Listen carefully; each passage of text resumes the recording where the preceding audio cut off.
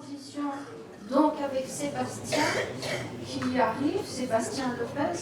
Je voulais souligner le fait que la recherche concrète de terrain et l'expérimentation continue avec le regain de la traction animale, mais notamment appliquée à l'agriculture, avec l'inquiétude écologique qui nous tient à tous.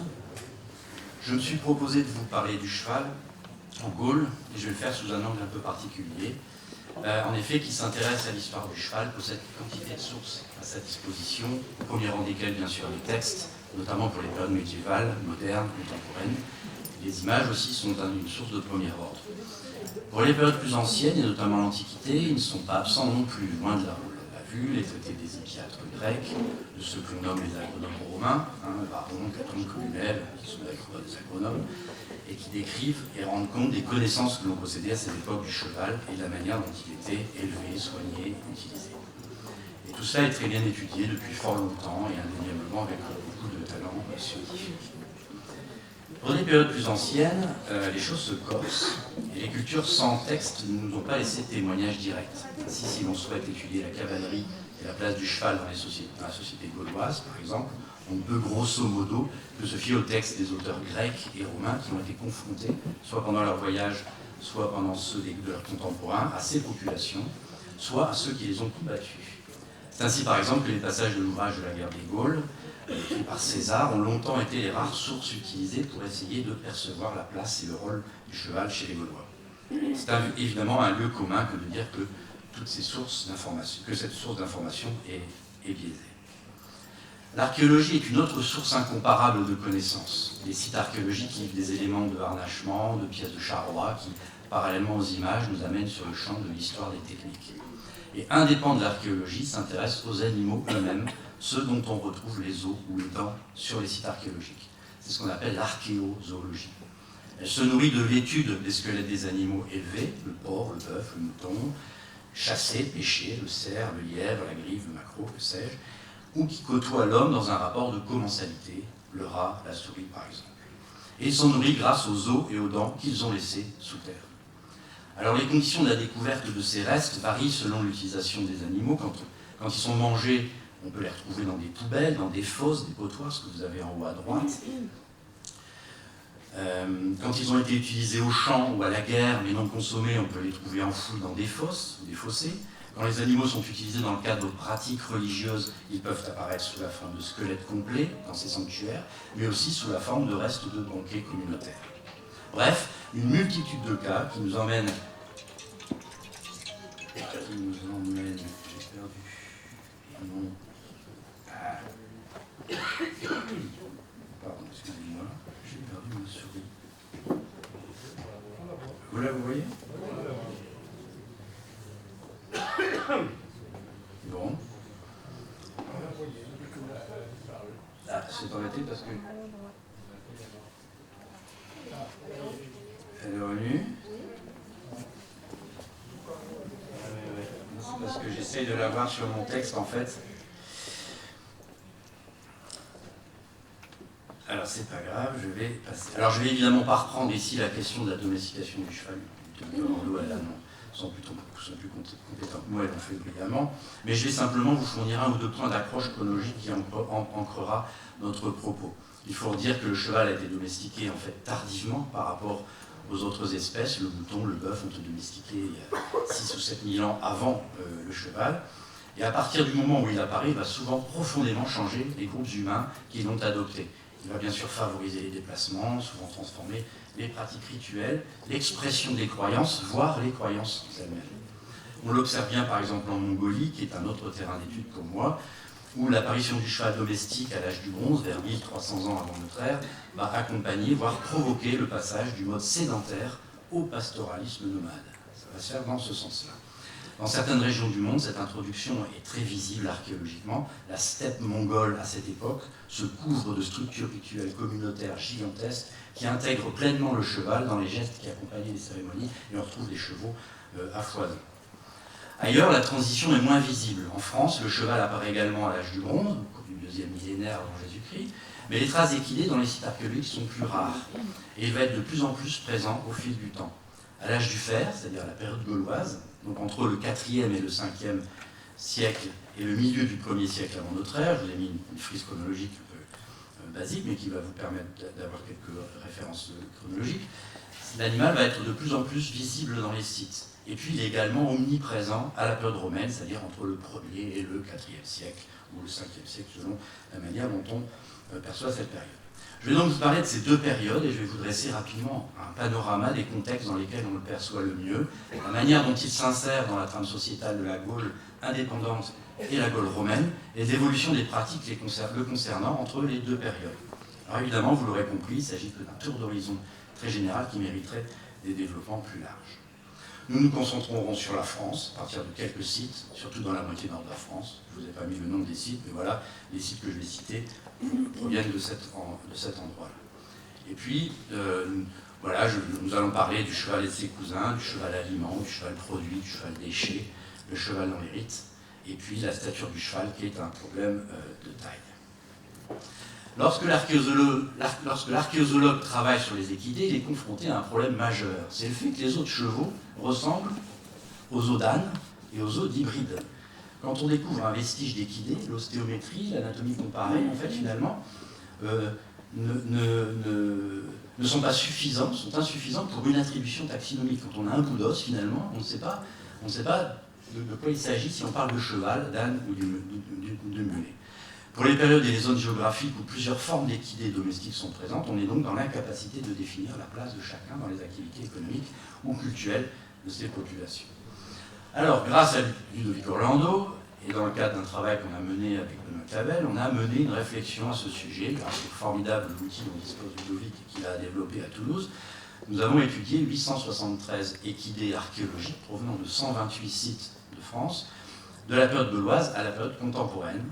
Et Ludovic a mené les analyses moléculaires et nous avons eu un accès pour la première fois à un tableau juste de l'apparition des ânes et des mules en France et un tableau juste de l'évolution de la représentation de cette action dans différentes régions à différentes époques. Vous avez ici une figure qui représente les proportions d'équidés à travers le temps. Vers la gauche, vous avez moins de 100. À droite, vous avez le 19e siècle. On voit très bien, je vais essayer, ah mais c'est terrible ça, je l'avais ce matin, ah ça y est, je le retrouve. Et je vais vous prendre un pointeur laser. Vous voyez mon laser? Très bien, donc l'âne apparaît en France au tout début de la période romaine, mais reste très discrète pendant toute la période antique. La mule, elle, apparaît à l'extrême fin de la période gauloise, surtout au début de la période romaine, et ensuite elle se développe à la période romaine, elle représente jusqu'à 35% des vestiges analysés. On peut donc penser que grosso modo, 35% des équidés utilisés en Gaule romaine sont des mules. La mule disparaît à la fin de la période romaine, tandis que l'âne, au contraire, lui, prend son essor à partir de cette période. Alors je ne vais pas rentrer dans les détails, mais en fait, l'âge d'or de la mule, c'est la période romaine, l'âge d'or de l'âne, c'est la période médiévale. Alors les reliefs d'époque romaine nous révèlent la place et l'importance de la mule dans les transports gauchiers en Gaule. Son rôle était primordial dans le cursus publicus, c'est-à-dire le service de la poste impériale qui assurait les échanges officiels dans tout l'Empire et qui nécessitait des moyens de communication phénoménaux et optimaux. Il fallait donc de bonnes voies, de bonnes routes, bien entretenues, des véhicules rapides, des animaux endurants, des mulionesses, qui sont les conducteurs de mules, qui étaient importants puisqu'il fallait qu'ils soient nombreux et compétents parce que c'était à eux qu'incombait l'entretien et la conduite des animaux. Mais la mule n'est pas notre propos, vous allez me dire que qu'est-ce qu'il a lui à nous raconter de mule, nous parler de mule alors que le thème c'est cheval. Mais en fait, il met en avant la nécessité pour les campagnes antiques de les produire. C'est-à-dire qu'étant donné le nombre très important d'animaux utilisés, si on pense que 30% de l'ensemble des équidés sont des mules, eh bien, il faut imaginer la mise en place dès le début du 1er siècle d'une activité de production mulassière de grande ampleur. Et on peut évidemment pas penser que le Rome était en mesure de fournir ne serait-ce qu'une partie des mules utilisées en Gaule. Le territoire a mis en place un système très performant pour fournir un marché très demandeur. En fait, il ne faut pas beaucoup de mâles des ânes pour produire de grandes quantités de mules. D'ailleurs, on ne les trouve pas beaucoup sur les sites à la période antique. En revanche, il faut beaucoup de juments. Il faut donc envisager qu'une partie, une part non négligeable des juments à l'époque romaine était destinée à porter des mules. Un des rôles importants du cheval, en l'occurrence des juments à la période romaine, c'était de produire les mules. Alors, un de ces sites liés à la production mulassière, je ne vais pas rentrer dans les détails, a peut-être été trouvé dans la Meuse, à Boinville, en Rouergue, où des bâtiments agricoles, je vais vous remettre le pointeur laser, des bâtiments agricoles, le pointeur laser c'est quand il veut, voilà, des bâtiments agricoles, c'est un plan d'un site, hein, on est au IVe siècle. Voici des bâtiments agricoles qui sont sur des trous de poteaux, hein, c'est un plan, et puis vous voyez des petites taches noires, et ces petites taches noires, c'est autant de sépultures d'ânes qui ont été enterrés là, et ils ont été déterminés grâce au travail de Ludovic et de son équipe. Et puis il y a quelques rares squelettes de chevaux. Les ânes sont des vieux individus qu'on imagine bien avoir été les reproducteurs utilisés jusqu'à la corde, en fait, pour couvrir les juments. Et ces reproducteurs sont morts et ont été enterrés sur place. Leurs descendants, les mules, elles, ont pu être vendues, utilisées et morts ailleurs. Donc on a peut-être ici la trace d'un site de production mulassière antique. Alors les fouilles des sites gaulois nous permettent aussi de nous apprendre que le cheval était consommé à cette époque. Les Gaulois mangeaient du cheval, il était source de protéines.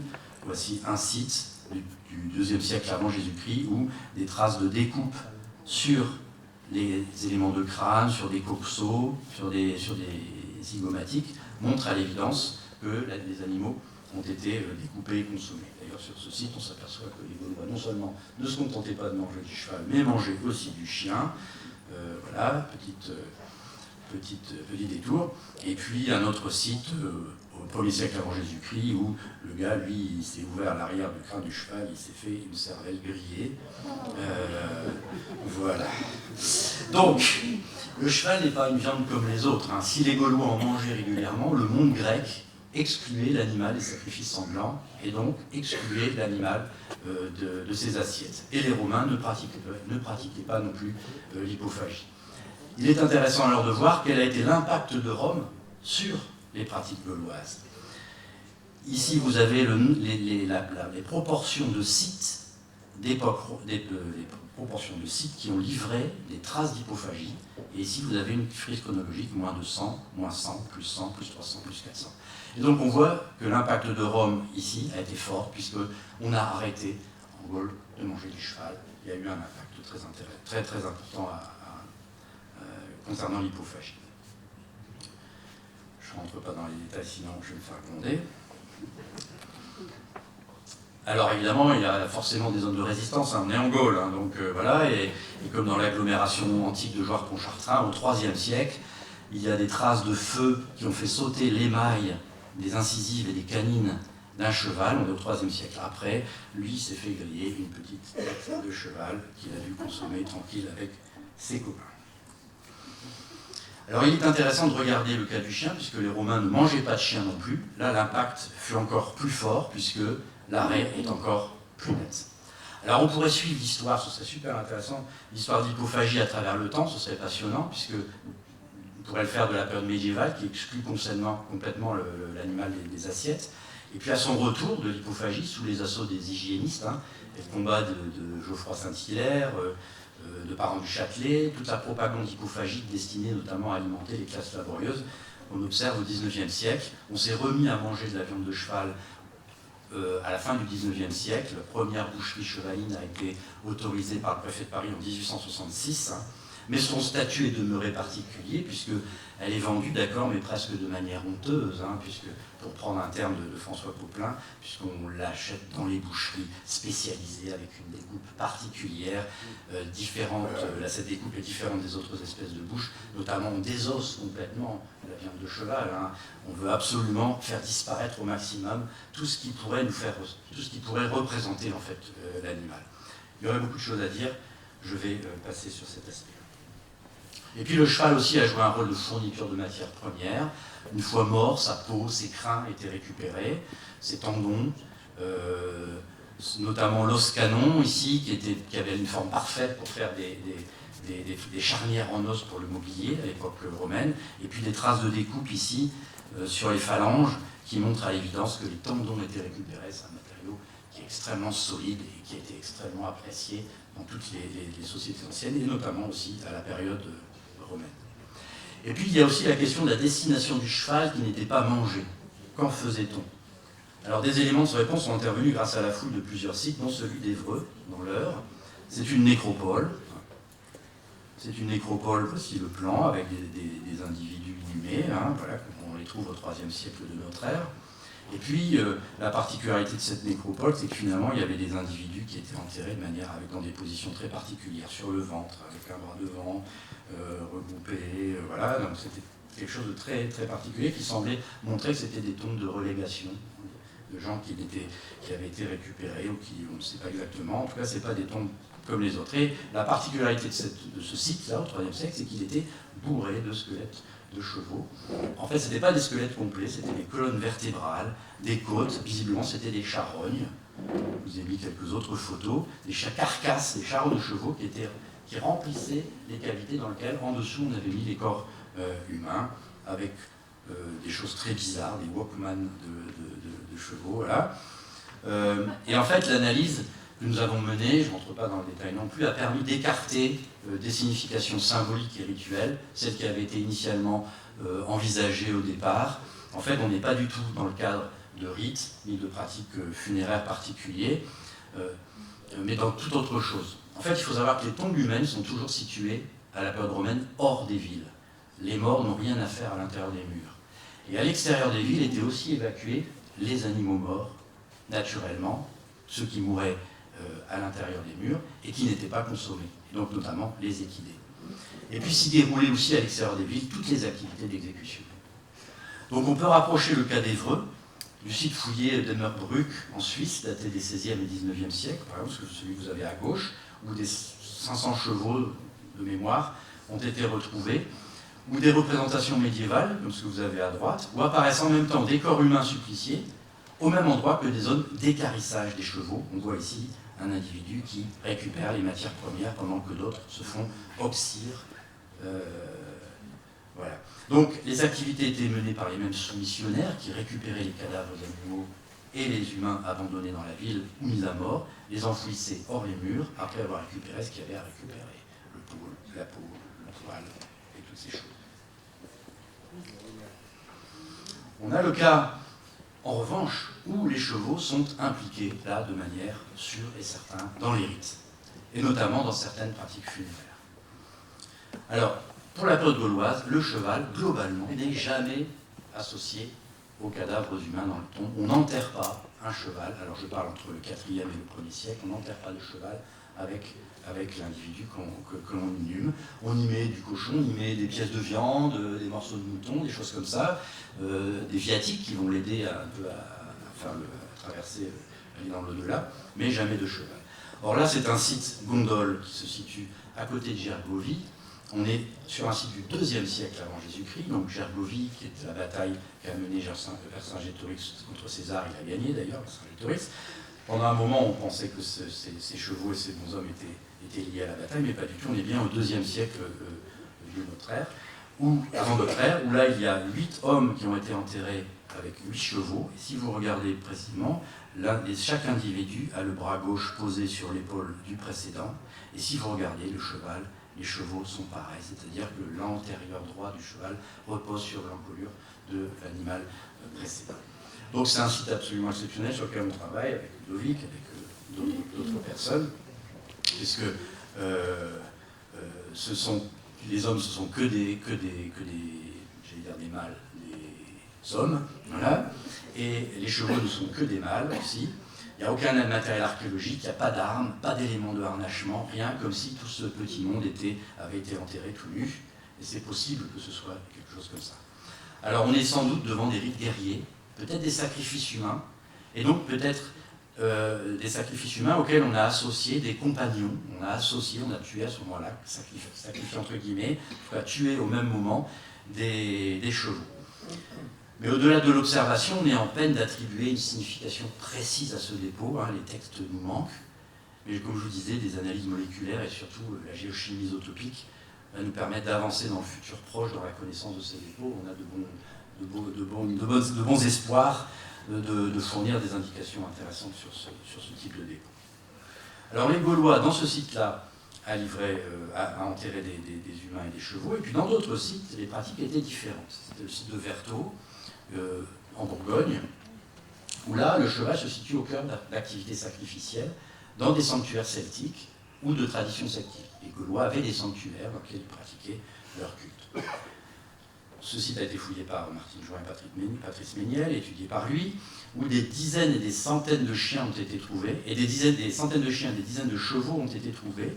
Les chevaux ont été sacrifiés. Alors, je vous refais ici un temple romain. Le carré, c'est un temple romain, et dessous, ce sont des fosses. Ce qui est en noir, ce sont des fosses dans lesquelles ont été enterrés des chevaux et des chiens. Ça, c'est une des fosses parmi beaucoup d'autres. On a tué ces chevaux, des traces de coups sur la tête montrent qu'ils ont été sacrifiés, mais on ne les a pas laissés sous terre, on les a enfouis, on ne les a pas laissés, puisque ces fosses ont été régulièrement réouvertes, on a extrait les ossements d'animaux, qui étaient donc décomposés, et on a remis d'autres chevaux, et il y a eu des roulements comme ça. C'est-à-dire qu'en fait, il y avait un rite de pourrissage. Le rite consistait à faire pourrir les animaux sous terre, à les enlever et à les remplacer. Et dans d'autres sanctuaires celtiques, on retrouve ces chevaux, mais là, ils n'ont pas pourris sous terre, mais ils étaient exposés à l'air libre, et on laissait les chairs se décomposer naturellement. Donc là aussi, il est compliqué de connaître exactement la destination de ces sacrifices, mais on peut penser qu'ils étaient destinés à des divinités chtoniennes, des divinités souterraines, qui ont pu se nourrir de cette chair décomposée. Donc en fait, c'est tout un pan de pratiques rituelles qui diffère selon les régions de Gaule, mais qui lie le cheval véritablement à toute la pratique religieuse celtique. Et puis je vais finir avec cette dernière petite chose, et puis j'en finirai par là. Il demeure une question importante pour qui s'intéresse à la cavalerie gauloise, ou plus généralement aux chevaux de cette époque. C'est la taille qu'ils avaient. Voici un tableau de la fin du XIXe siècle, qui est une image d'Épinal, illustrant Vercingétorix jetant ses armes au pied de César après sa défaite à Alésia. Alors le cheval est blanc, il est grand, on voit bien qu'il y a une volonté d'héroïser celui qui sera présenté comme l'un des fondateurs de la nationalité française à travers le sentiment national que le XIXe siècle a souhaité cultiver. Et l'image vient pourtant en contradiction avec ce que César dit des chevaux gaulois, puisque dans son ouvrage sur la guerre des Gaules, il est décrit comme petit et laid. Alors laid, tout est relatif, les goûts et les douleurs. Mais petit, à quel point? Et quelle est la taille des chevaux de la cavalerie gauloise? Quelle taille avait le cheval que montait Vercingétorix? Et quelle évolution on peut l'observer? Alors, pour cela, on utilise des squelettes de chevaux, on prend l'os canon antérieur, donc le métacarpe, on en prend la longueur, et puis, avec un coefficient multiplicateur, je ne vais pas rentrer dans le détail, on va transformer cette longueur en estimation de hauteur au garrot. Ça vaut ce que ça vaut, il y a des problèmes d'allométrie, il y a des animaux qui ont des bas de membres plus longs, plus courts, voilà, mais globalement, ça représente quelque chose d'assez réel.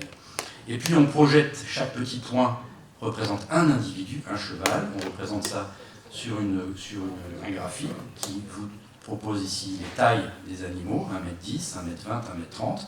Et puis ici on a la moyenne, c'est la petite croix, le carré, je ne rentre pas dans les détails, et puis ici vous avez l'étendue, donc chaque petit point. Donc en fait on s'aperçoit qu'au IIe siècle avant Jésus-Christ, c'est-à-dire les chevaux qui sont dans cette fosse-là, et bien globalement, vous avez mesurait 1m20. Et puis on en trouvait même d'à 1m10, donc des poneys B. C'est pas grand. Mais il y a pire, parce que, évidemment, au 1er siècle avant Jésus-Christ, donc sous l'ère de Vercingétorix, il y a une légère augmentation moyenne des chevaux, mais on a aussi des chevaux d'1m5. Ça, c'est 1er siècle avant Jésus-Christ. Voilà.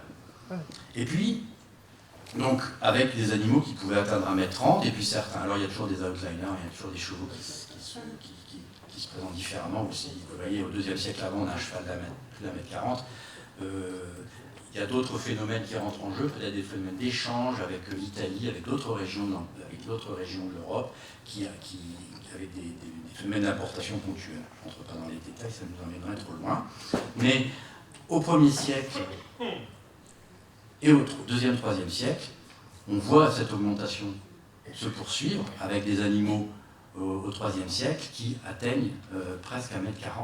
Et ça, c'est quelque chose qui est très particulier à la période romaine et qui s'observe sur toutes les espèces domestiques à cette époque, c'est-à-dire que le porc, le bœuf, le mouton, la chèvre voient sa taille prendre entre 15, 20, voire 27% pour le bœuf entre la fin du 1er siècle avant Jésus-Christ, c'est-à-dire la fin de la période gauloise, et le IIIe siècle. Même la poule, le poulet, voit sa taille augmenter, et on peut facilement mettre ça en relation avec l'amélioration de l'alimentation, hein, et peut-être un phénomène de sélection, mais je pense que la question de l'alimentation est primordiale dans cette affaire. Voilà. Et je vais finir simplement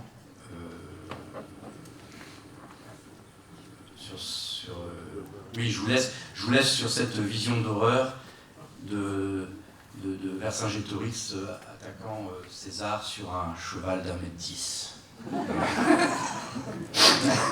Voilà.